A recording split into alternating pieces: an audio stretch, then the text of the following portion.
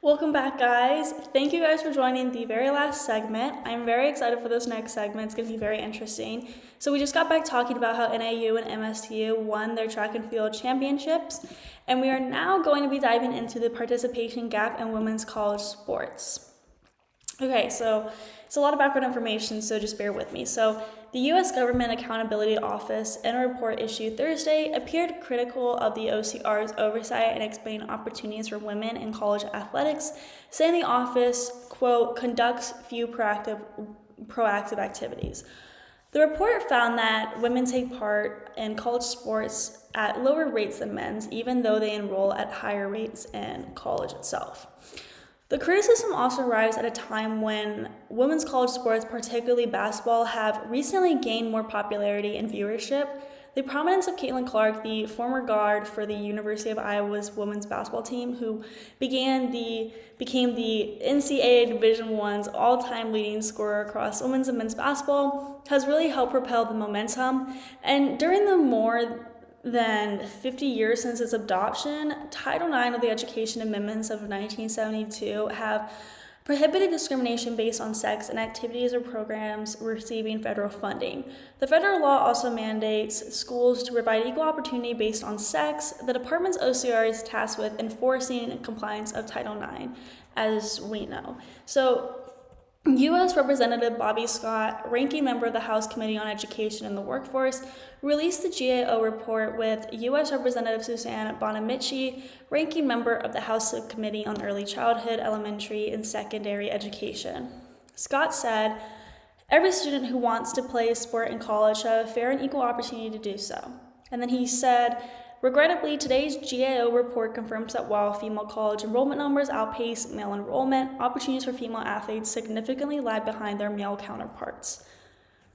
Bonham Mitchell said the federal law sets a standard of equal opportunity that too many schools have failed to meet, and she added that the GAO report, quote, shows that women enroll in college at a higher rate than men but consistently participate in college athletics at a lower rate than men. The report highlighted the persistent gaps in college sports participation between women and men. Approximately 93% of colleges saw lower athletic participation rates for women relative to their enrollment rate during the 2021 to 2022 academic year. Title IX also requires schools receiving federal funding to have participation numbers of men and women in college sports to be substantially proportionate to their overall enrollment, according to the Department of Education. Yet, women's overall athletic participation rate fell 14 percentage points behind their enrollment rate in the 2021 to 2022 academic year, which is what the GAO found. The GAO noted that the OCR made, quote, limited use of available data for oversight purposes and did not, quote, always communicate with colleges in a timely way during monitoring. On average, it took half a year for the OCR to respond to colleges after they submitted their Title IX athletics monitoring reports per the GAO. The Congressional Watchdog found year-long delays in communication between OCR and some colleges. And in 10 of 26 cases, it took at least a year or longer for the OCR to communicate with a college. In one case, for example, it took nearly 7 years for the OCR to approve the college's proposed methodology for assessing whether it complied with Title IX athletics requirements, which is what the GAO said. In response to the report, Catherine Lehman, Assistant Secretary for Civil Rights at the department, said the department is, quote, fully committed to work with GAO to ensure the recommendations are implemented to the extent possible. The attention paid to women's sports is on the rise thanks in part to Caitlin Clark's popularity on the court. Clark, as we know, is now playing for the WNBA's Indiana Fever. And in April, the Women's Basketball Championship garnered more viewers compared to the Men's Championship game for the first time in NCAA history. And other than this, it's important to note that the lack of viewership for women's sports ultimately stems from our society that has, over the course of history, placed more value on the athletics of men than those of women. It really wasn't until recently that women have had the platform to play many sports at the professional level at all.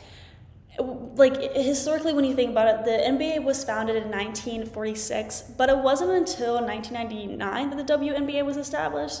Similarly, while a professional league was established earlier this year, women's hockey has been struggling to maintain a league for years, while the NHL has been thriving for over a century.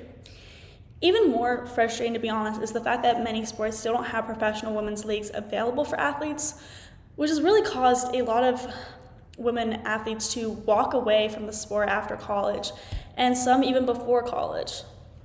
While it's encouraging that women's athletics have been gaining popularity and media coverage in recent years, it's important to look at the societal and historical structures they face. Despite the constant discrepancies, it's clear that women's sports can bring in viewership when they are given the platform to do so. The 2024 Women's NCAA basketball tournament brought in an outstanding 24 million viewers this spring, which was actually more than the men's tournament.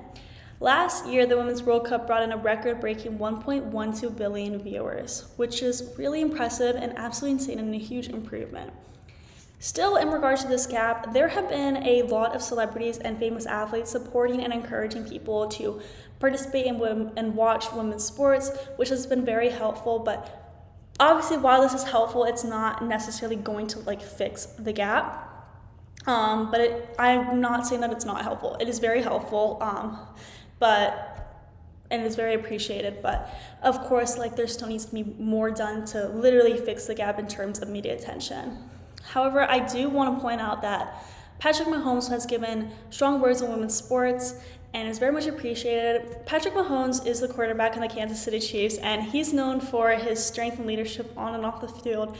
As we all know, I'm sure everyone has heard the name Patrick Mahomes before. Even if you haven't watched football before, I'm sure you have heard the name Patrick Mahomes. He's a 3-time Super Bowl winning quarterback, and he raised a toast to women in sports during the Time 100 Gala, celebrated on April 25th this year. The speech has recently gone viral after the release of it on social media. The Kansas City Chiefs star attended the event after being named one of the most prestigious 100 most influential people on the publications list last month, which makes complete sense. In the video posted by Time on Monday, May 3rd, Mahomes used his time on stage to recognize women and their accomplishments in sport, while also giving a shout out to Las Vegas Aces star Asia Wilson. During the speech, Mahomes said, "I'd like to raise a glass to the new era in sports, an era when the women's game is finally getting the attention it deserves. Tonight I'd like to propose a toast to the rise of women's sports. The real reason you should toast women's sports is because they're incredible. Women's sports has it all, and I think people are starting to figure it out." And then he also talked about some of the milestones of women's sports over recent years, both at the professional level as well as in college disciplines. Mahomes is right, and if you ever thoroughly watch the NWSL, the WNBA, or any other women's sports league, you would know that these women are legit amazing athletes. You also probably know that the players are severely underpaid in many of the leagues, and Mahomes has also advocated for that. The NFL has a player who is the face of the league and is doing everything right, and is very much appreciated. Hearing his passion about women's sports makes it even harder for people to dislike him, because there are controversies that rise with him, so this is very appreciated that he has come out and showed his appreciation for women's sports. Also, his speech attempts to help fix the participation gap in some way, and even though he is referring to professional leagues like the WNBA, this speech still brings light onto women's college sports overall, women's sports in general, which also then leads to women's college sports also. So that concludes our last segment. Thank you guys for tuning in to the GSMC Hoops and Heels Women's Sports Podcast presented by the GSMC Sports Network. Your support means a lot to us, so please remember to subscribe to the show and leave a positive review. It really does make a difference. We also invite you to follow us on Facebook, Twitter, TikTok, and Instagram for more content and updates. Thank you once again, and have a wonderful day.